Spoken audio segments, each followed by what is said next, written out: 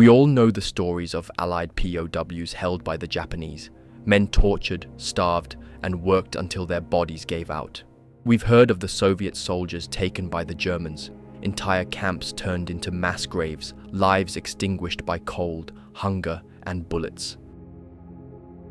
But there's one story that's rarely told, a question most historians have avoided. What happened to the Waffen-SS men when they were captured by the Red Army? Not just regular German soldiers, but the black uniformed, ideologically driven shock troops of Hitler's empire. To the Soviets, they weren't just enemies, they were executioners, war criminals, monsters, and they were treated as such. Today, I want to show you what really happened to them, not based on hearsay or post-war propaganda, but through NKVD files, official orders, field reports, and first-hand accounts from those who survived and those who watched it unfold. This is not a story of innocence or guilt. It's a story of what happens when a war built on hatred ends in total collapse, and the victors are handed a free hand. This is what happened to the SS when the Soviets finally caught them.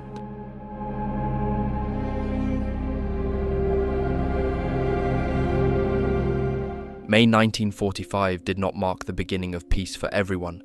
As much of Europe began to count its dead and rebuild its cities, tens of thousands of German soldiers found themselves stepping into captivity. For the regular army, surrender meant uncertainty.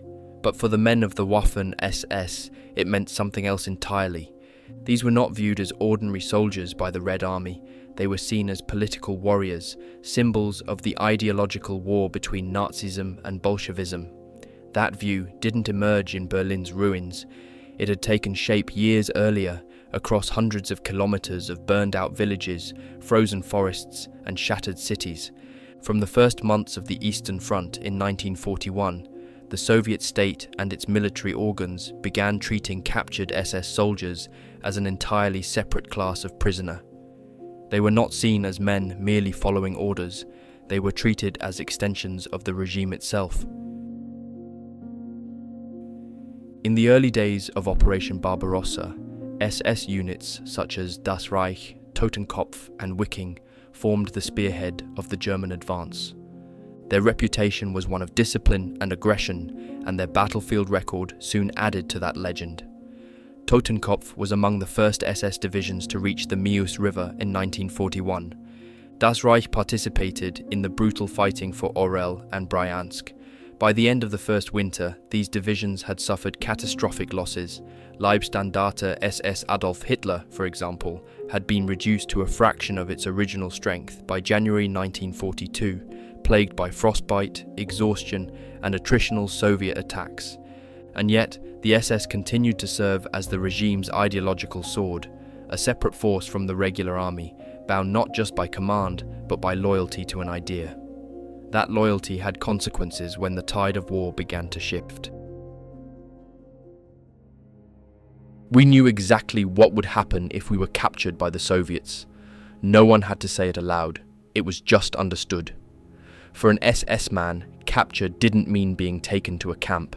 It meant humiliation, torture, and a slow, agonizing death. There were no second chances, no mercy. I remember once, near a village not far from Mogilev, we found a group of our own left behind during a retreat. 3 bodies dumped in a ditch like garbage. They hadn't died in battle. That much was clear. Their uniforms had been torn away, their boots stolen. One had his hands bound behind his back with barbed wire. Another, his eyes were gone, sockets dark and sunken. The last had no tongue, just frozen blood caked to his chin. They'd been captured by partisans, and they'd been used for sport before they were finished. I don't like to think about that day. We buried them quietly, quickly, without ceremony. A few shovels of earth, and that was it. We didn't speak. No one did. You learn to shut those thoughts out. You have to. Out here, if you start thinking too much, it'll break you from the inside out. The Soviets didn't see us as prisoners. To them, we weren't soldiers. We were animals to be slaughtered. Some of us stopped wearing our insignia. We ripped off our collar tabs, scratched the runes off our helmets. A few even tried swapping their uniforms for Wehrmacht ones, but it didn't always work. The Soviets knew how to spot us, and when they did, it was over.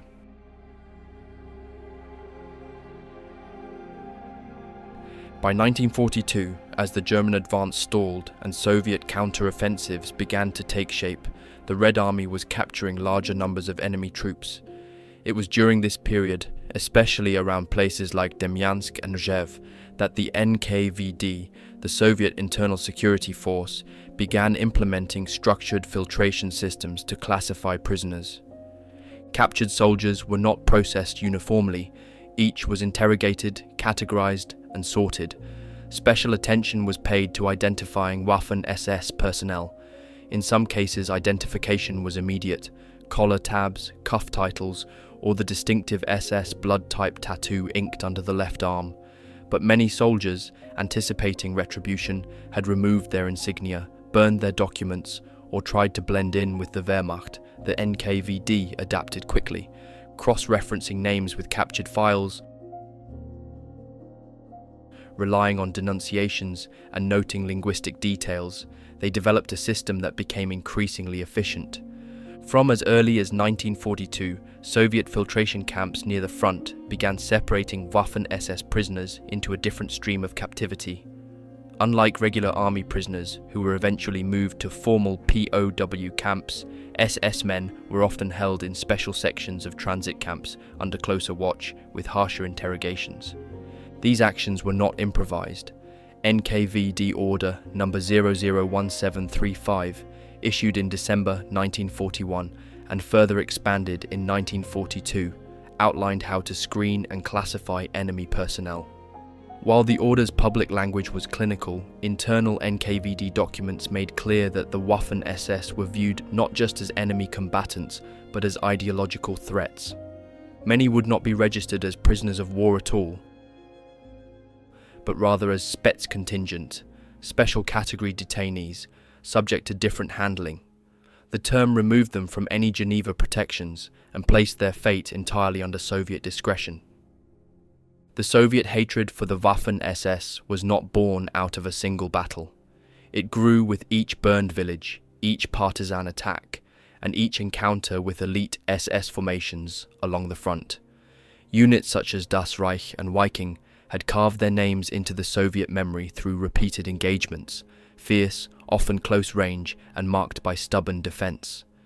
At Kharkov in early 1943, the SS Panzer Corps led the German counter-offensive that recaptured the city. To the Soviets, this wasn't just a tactical defeat. It was a humiliation carried out by soldiers they saw as political extremists.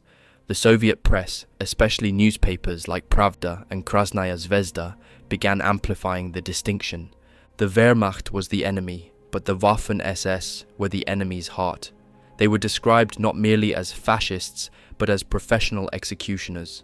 Soviet films and posters of the time consistently depicted the SS as soulless machines, unthinking, indoctrinated, and beyond redemption. This view permeated the command structures of the Red Army and the NKVD. Captured SS men were not afforded even the suspicion of innocence. A report from the Main Directorate for Prisoners of War and Internees, GOPV, dated July 1943, mentions that elements of the SS cannot be held under standard prisoner protocols, and recommends increased surveillance, isolation, and labour assignments outside normal POW frameworks. Later that year, a directive from Beria's office confirmed that members of the Schutzstaffel are to be regarded as politically dangerous individuals and should be prevented from contact with other categories of detainees. These instructions filtered down to every transit camp, every interrogator, and every administrative officer who dealt with Axis captives. Even in the early years, the practical conditions mirrored the ideological stance. In camps across Belarus and Western Russia, SS prisoners were given less food, placed under heavier guard, and in many cases, subjected to what Soviet records described as preventive labor discipline, a phrase that, in practice, meant being sent to remote labor zones with little rest and limited rations. Soviet statistical data from 1942 and 1943 show mortality rates for Waffen-SS captives that were 2 to 3 times higher than those of regular German army POWs. In many such cases, these deaths were not the result of execution, but of calculated neglect. The assumption was that SS men were hardened ideologues, survivalists, and that to treat them with normal provisions was to invite resistance or subversion. The Soviet system was built on classification, and the Waffen-SS were classified early and thoroughly. The archives from the 5th NKVD Special Department in Smolensk recorded over 3,100 Waffen-SS men screened between 1942 and mid-1944. Most were either sent to forced labor camps in the Urals, Kazakhstan, or the Komi Republic, or held indefinitely for further investigation. A minority, primarily younger or low-ranking members, were entered into re-education programs. These were often little more than propaganda experiments, but they served to illustrate how the Soviets considered SS ideology a virus that had to be neutralized before any prisoner could be trusted again. This early period, from Demyansk to Kharkov, laid the foundation for everything that followed. When Berlin finally collapsed in 1945 and Soviet soldiers overran the last holdouts of the Reich, they were not encountering the SS for the first time. They were facing the remnants of a hated opponent already etched into memory, already defined by years of war, blood, and political propaganda. The men they took prisoner in 1945 were the last wave in a long line that stretched back to the beginning of the war. Their fate was not determined by what they did that day, but by what the Soviet system believed them to be. By mid-1943, the war had taken on a new rhythm. The German offensive had failed at Kursk, and now the Wehrmacht, including its elite SS formations, was being driven back, village by village, river by river. The Waffen-SS, once the sharp edge of the Reich's eastern blade, was now bleeding men at a rate its recruitment systems could barely sustain. The 3rd SS Panzer Division Totenkopf, heavily engaged at Prokhorovka, lost entire companies in a single afternoon as Soviet T-34s rammed and fired at close range. The 5th SS Wiking, composed mostly of foreign volunteers, was encircled near the Mius front in August, with over 600 men captured after failed breakout attempts. Across Ukraine and Western Russia, the Red Army began recovering territory long held under German control, and with each village retaken came prisoners, thousands of them, and among those prisoners, again, Soviet policies for handling German captives had matured since the early years. The NKVD, through its agency GUPV, the main administration for affairs of prisoners of war and internees, had formalized a multi-stage filtration system. Upon capture, prisoners were typically sent first to temporary holding areas near the front. Here, they were sorted under armed guard, interrogated and evaluated. Those wearing SS insignia were immediately separated, but even those without markings could not assume safety. Soviet field officers were often supplied with lists, names, ranks, and unit numbers gathered from captured documents, intercepted radio traffic, or the testimony of defectors and civilians. Prisoners were questioned in groups and individually, their answers compared against known information. Any contradiction could be fatal to a man's attempt to pass himself off as Wehrmacht. The Soviets were deeply suspicious, not just of Germans, but of ideology. The Waffen-SS, by its very design, was a political army. Its founding charter declared it loyal to Adolf Hitler personally, and its recruitment emphasized ideological commitment alongside military fitness. This was not lost on Soviet officers. To them, the SS was not just a uniform, it was an infection. In internal reports from GUPV dated October 1943, prisoners identified as former SS personnel were referred to as high-risk fascist elements, whose presence in regular POW camps posed a threat of contamination, sabotage, or counter-revolutionary influence. Accordingly, such men were marked for transfer to special labor colonies or long-term isolation facilities.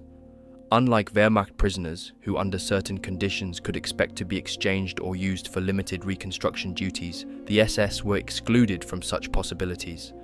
They were considered not prisoners of war, but detained enemies of the state. In several cases, the filtration process involved local civilians. In Belarus and Ukraine especially, where SS divisions had conducted anti-partisan sweeps, Soviet officials invited residents into holding camps to identify prisoners. Women, elders, and local militia pointed out individual captives with quiet certainty. Sometimes they had names, other times only faces they remembered from a burnt street or a winter roundup. The identification didn't need to stand up to legal review. A raised hand and a quiet sentence were enough. Gupvi's interrogation records from Kremenchuk transit camp note that identification by loyal civilians was deemed sufficient preliminary evidence for enhanced classification. That meant transfer to forced labor sites in the east, Siberia, the Urals, the Kazakh steppe, places where appeals, if they existed at all, took years to be heard. The interrogation process itself was structured but not standardized. Soviet officers were instructed to look for patterns, not just names or units, but speech, behavior, and body language. Those who responded with silence or indifference were often assumed to be unrepentant. Those who spoke too freely were treated with suspicion as well. Many prisoners quickly understood that saying less was safer. Others broke under pressure. The NKVD maintained strict quotas on intelligence collection, and failure to produce actionable information could result in internal penalties for Soviet officers. Under such circumstances, confessions were often forced, coerced, or fabricated. But the outcome was the same. Once classified as SS, a man's future was no longer uncertain, it was sealed. Official Soviet statistics from 1944 estimate that over 48,000 German prisoners passed through filtration and special interrogation centers that year alone. Of those, approximately 8,200 were marked as SS and Gestapo related and sent to isolated labor colonies. The rest were redistributed across the growing camp network, but even among the general population, former SS personnel faced additional scrutiny. They were often housed separately, placed on harder work details, and monitored by informants from within the prisoner ranks. In the labor complex near Karaganda, Kazakhstan, an internal camp memo warned that former SS individuals should not be allowed near construction, materials, tools, or vehicles of transport. In Vorkuta, camp officials ordered that any prisoner suspected of former SS service be denied correspondence privileges and placed on the most exhausting night shifts. The goal was twofold: to reduce morale and to break any residual sense of ideological superiority. Not all prisoners suffered equally. Those with technical skills, doctors, mechanics, engineers, or translators, could sometimes negotiate their way into privileged assignments. In rare cases, Soviet officers even recruited such men to assist in internal camp functions. This presented a dangerous compromise. A former SS medic might find himself tending to Soviet-aligned prisoners, while his own comrades languished in cold work pits. Informers were rewarded with extra food or lighter duties, but their presence was resented and, when discovered, not always tolerated. Multiple Soviet reports from the camp at Sokolovka in 1944 describe stabbings, beatings, and coordinated assaults carried out by prisoner groups against suspected collaborators. These were recorded in camp logs, but rarely prosecuted.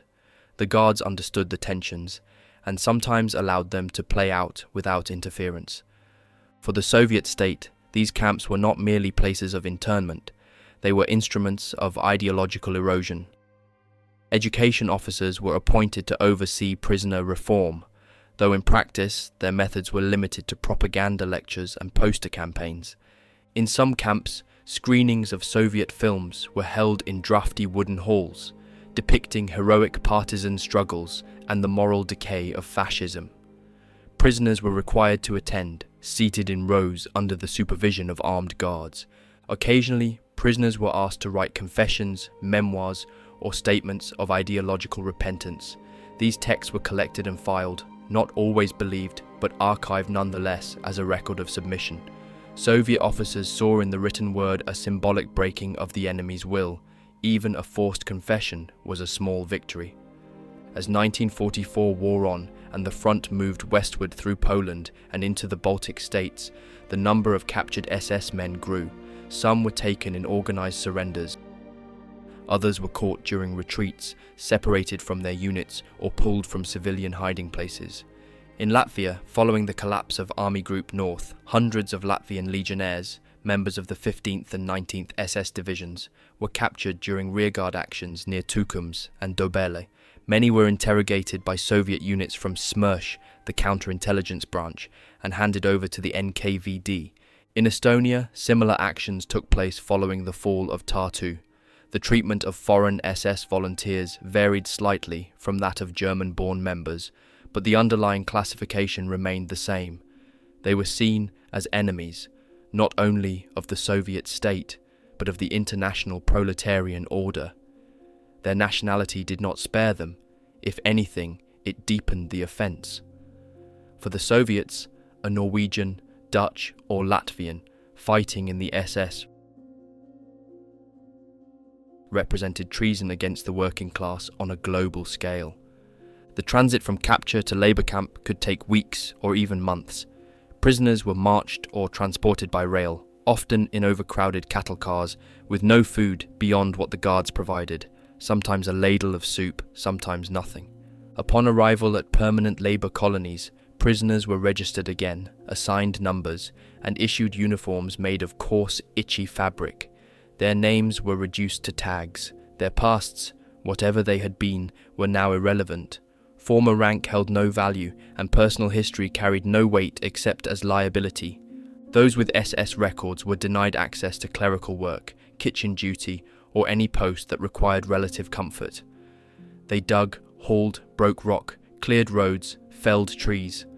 The cold was constant, the food was barely edible, and the watchtowers were always manned.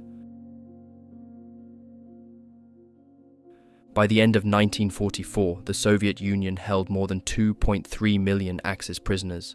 Among them were thousands of Waffen-SS men, some captured at Demyansk, some at Kharkov, others in the forests of the Baltics or the smoking remains of villages left behind. They had survived the battlefield only to find themselves in a system that saw them not as defeated soldiers, but as unredeemable enemies. Their days were now dictated by quotas, surveillance, and silence, and yet this was not the end of their journey. For in 1945, as the Third Reich fell, tens of thousands more would join them. Some would vanish into the snow, others would endure, and a few, though never the same, would live to return. By April 1945, the Waffen-SS was still fighting, but it was no longer winning. The front had disintegrated in the east. Army Group Center was collapsing. The Vistula had been crossed in January, and now Soviet tanks were less than 100 kilometers from Berlin. The last formations of the SS, from the elite Leibstandarte Adolf Hitler to the remnants of the Nordland and Charlemagne divisions, were scattered and stretched thin. In Hungary, the 9th SS Hohenstaufen had been nearly destroyed in the fighting around Lake Balaton. In Silesia, Totenkopf was thrown into a desperate attempt to hold back the Soviet assault near the Neisse River, and in Berlin itself, foreign volunteers of the SS Nordland and Charlemagne divisions were already digging trenches inside the city. For many of these men, surrender was unthinkable, but for others it was inevitable. As the German front dissolved, surrender became chaotic. In some regions, Waffen-SS units surrendered as organized groups. In others, men deserted in small numbers, stripped their uniforms, and attempted to pass as civilians. I'd already torn off my SS collar tabs. My arm was still wrapped in a blood-soaked bandage, but I ripped that off too. Anything that might betray who I really was. I wanted it gone. They were hunting SS now, and I knew what they'd do if they found one. The Bolsheviks stormed the cellar, boots thudding on shattered concrete. A voice barked like a whip. "You SS?" A short, flat-faced, Mongol-looking soldier stepped forward, eyes locked on mine. I didn't answer. He walked right up to me and without a word drove the barrel of his submachine gun straight into my stomach. Hard. The air flew out of my lungs.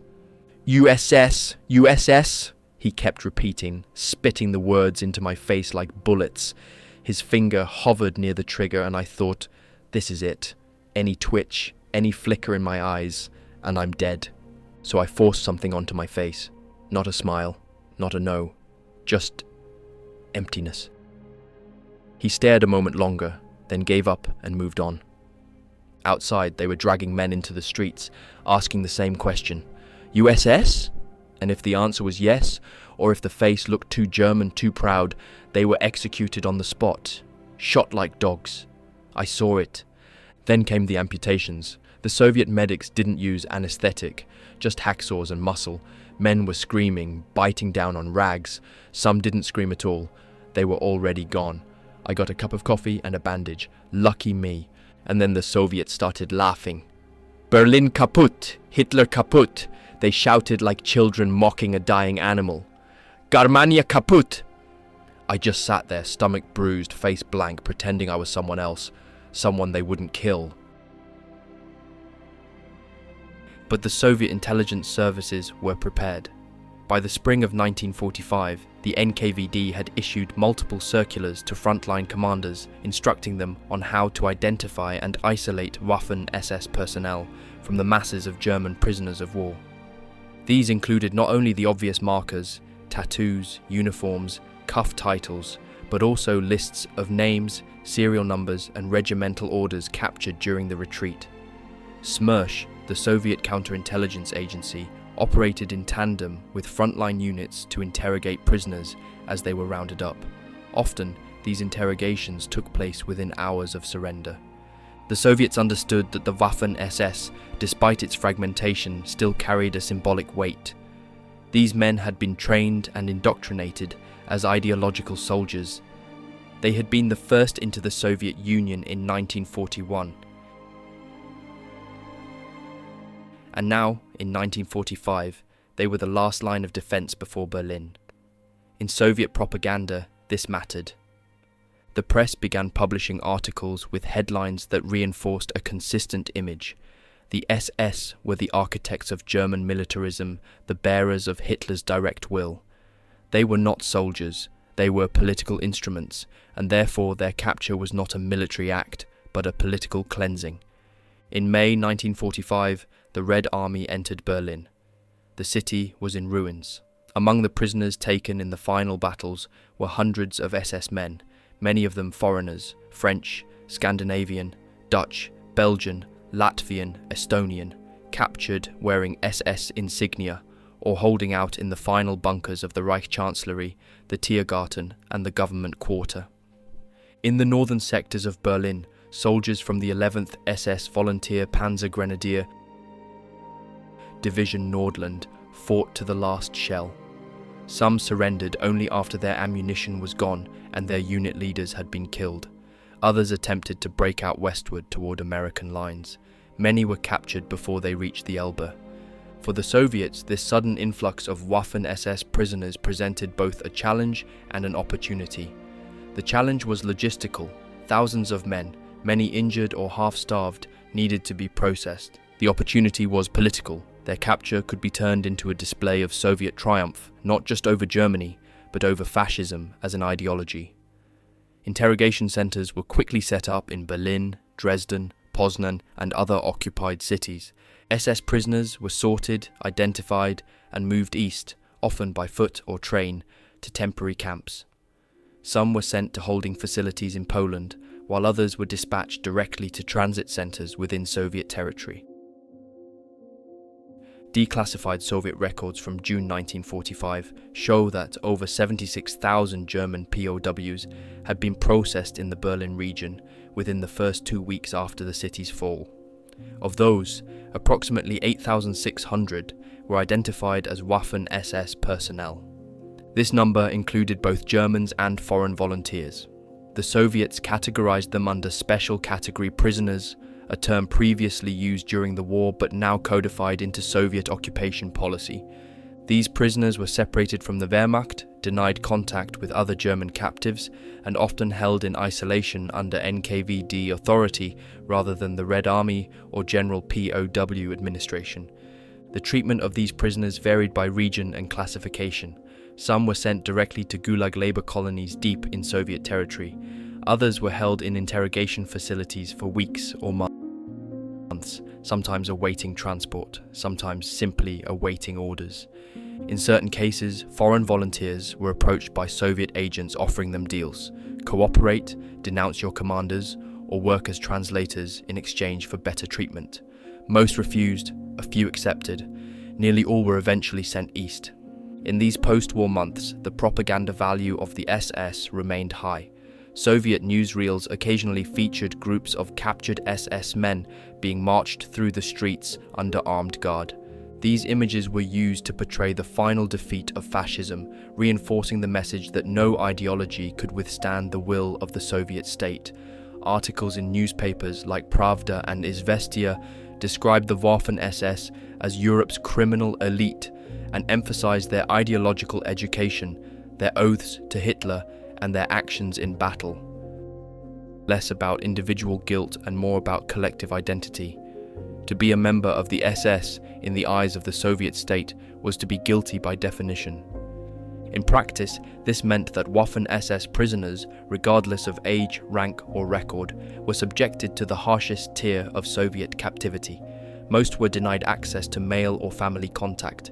Food rations were minimal. Work details were the most physically demanding. They were assigned to coal mines, forest clearing, road construction, and stone quarrying in some of the coldest and most remote parts of the Soviet Union. Camps such as Vorkuta, Norilsk, and Magadan received hundreds of these prisoners between 1945 and 1947. Records from the GUPVI note that ideological prisoners must be placed in labor environments designed to neutralize hostile thinking, in plain language, hard labor under extreme conditions until the body or the mind broke. Some former SS prisoners reported being told during transit that they would never return. Others were informed that their sentence was indefinite, not based on a trial or specific charge, but on their classification alone. Unlike Wehrmacht prisoners, who were often released in stages between 1947 and 1955, many Waffen-SS men remained missing for years.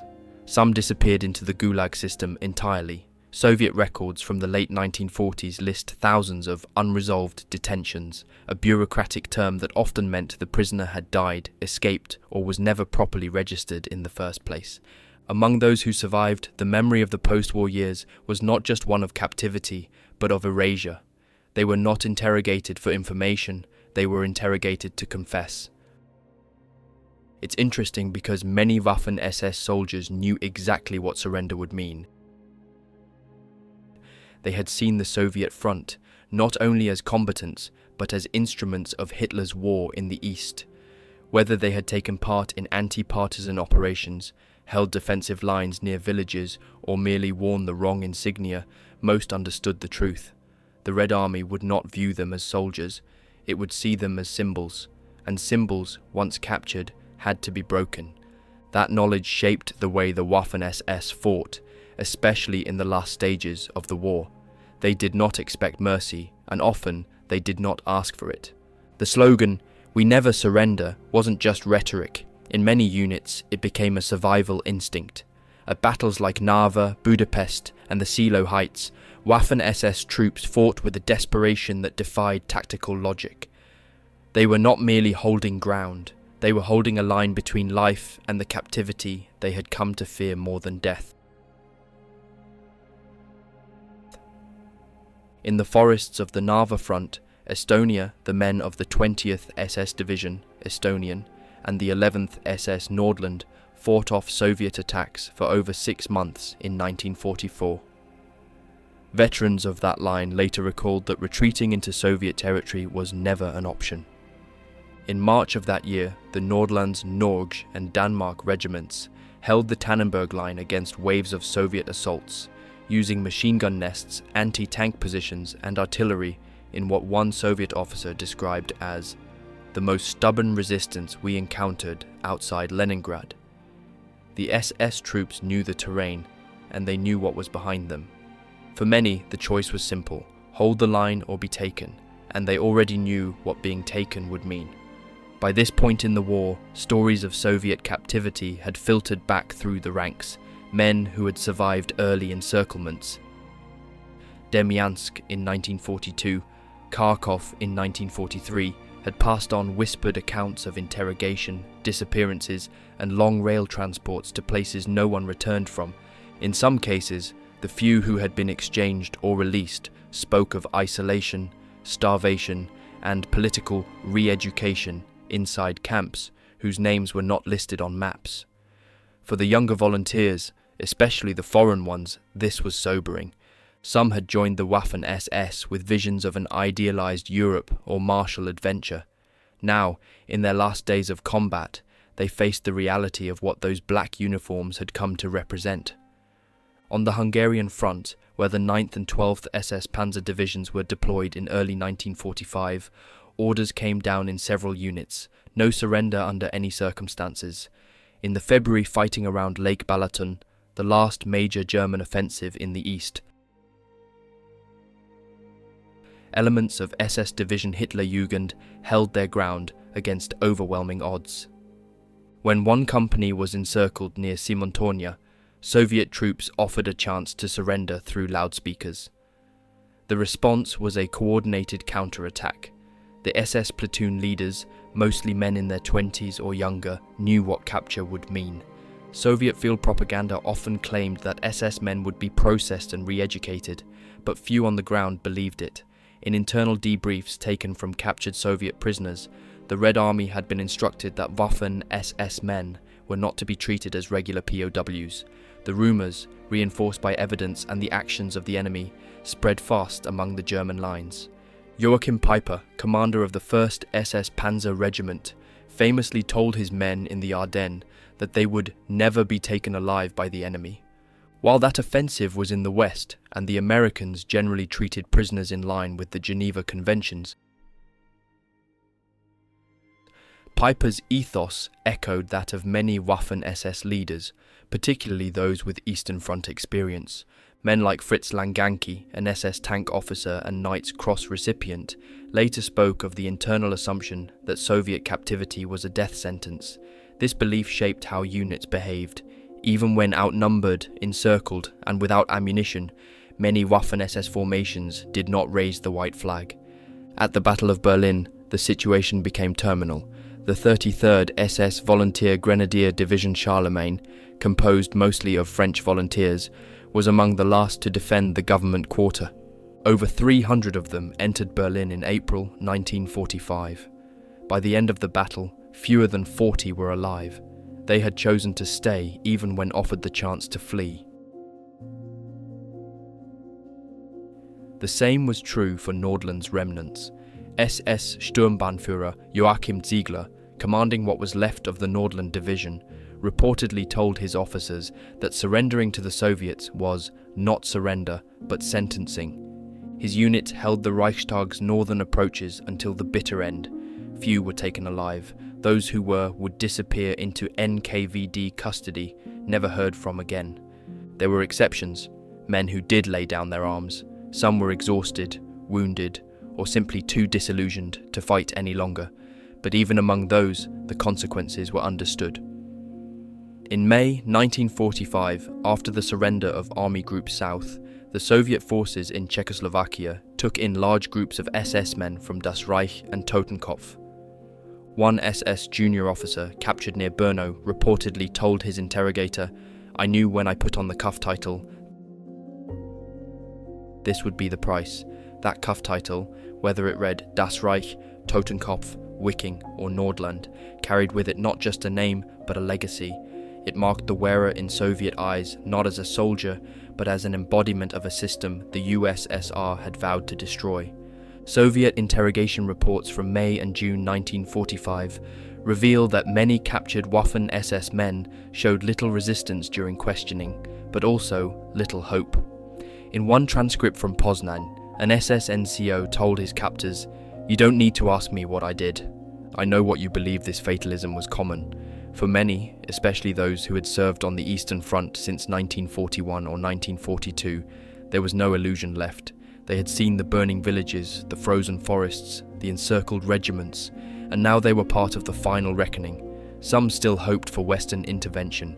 Rumours persisted that the Americans or British would object to Soviet treatment of prisoners, but that hope was fading. At the camp in Brest-Litovsk, several SS men reportedly tried to pass as regular Wehrmacht, altering their uniforms or removing insignia. But the NKVD was thorough. Their files were complete. Very few succeeded. The 3rd SS Panzer Division, known as Totenkopf, found itself cornered in western Czechoslovakia. This was a unit forged in brutality. Its name, literally Death's Head, spoke to a legacy built from concentration camp origins, ruthless tactics, and a reputation for no mercy. Yet, as the American lines neared in early May 1945, many of its scattered remnants chose to surrender to the US forces, hoping for fair treatment, survival, maybe even a chance of redemption. Their hopes would be betrayed. These survivors of Totenkopf, hardened elite soldiers who had been decimated through Demyansk in 1942, battered again in the Kursk salient, and bled out around Budapest during Operation Conrad, now shuffled into American hands. Records confirm that the division formally ceased to exist on the 9th of May 1945, when the remnants surrendered to American units in Czechoslovakia. Many believed that surrendering to the Americans would offer the best possible outcome, processing as POWs under Geneva standards, a chance of repatriation in coming years, and at least a life beyond Soviet retribution. But at higher levels, Allied politics had already sealed their fate. The agreements at Yalta enshrined that citizens of the Soviet Union, including those who volunteered or served in the Waffen-SS, were to be returned to Soviet authority without question. The Western Allies, tied by diplomatic obligations and a wary reciprocity for their own POWs held by Moscow, executed these clauses even when it meant handing over prisoners to a known enemy. This was not a unique case. Other SS-aligned units, such as Cossack formations, were likewise repatriated despite their pleas to the Allies. What made Totenkopf's case particularly stark was the context. These men had survived some of the war's bloodiest battles. They had witnessed the destruction of their units, lost comrades, seen orders crumble. Yet their surrender to the Americans offered no safety. Once in US custody, they were identified as Waffen-SS, flagged politically dangerous, and slated for transfer east. Historical accounts speak of death marches through relocation zones. One only needs to mention that these men were marched through Czechoslovak roads back towards Soviet lines under armed escort. We know that, in at least one instance, possibly linked to Totenkopf or similar divisions, marches turned deadly when exhausted prisoners fell behind and US guards, following forced march schedules, shot them. By late May 1945, many of these Totenkopf remnants were handed over to the NKVD near the Czechoslovak-Soviet interface. Within 6 months, historian Charles Sydnor notes that most prominent Totenkopf officers vanished, possibly victims of summary executions or secret detention.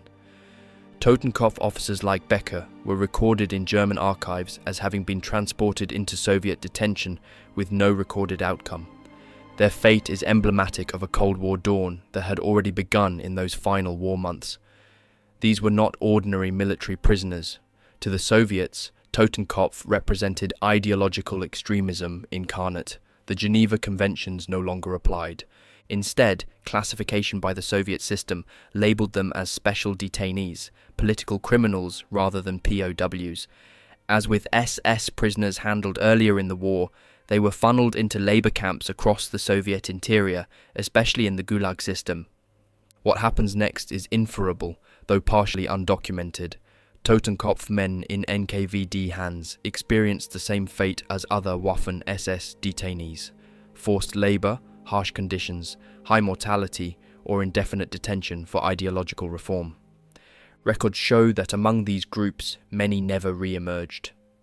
The disappeared included many Totenkopf men who surrendered to the Americans expecting mercy, only to vanish in Soviet custody. The story of the Eastern Front is filled with shadows most people never hear about. What happened to the SS in Soviet hands is just one of them. If you found this video eye-opening, make sure you leave a like. It really helps more people discover these forgotten stories.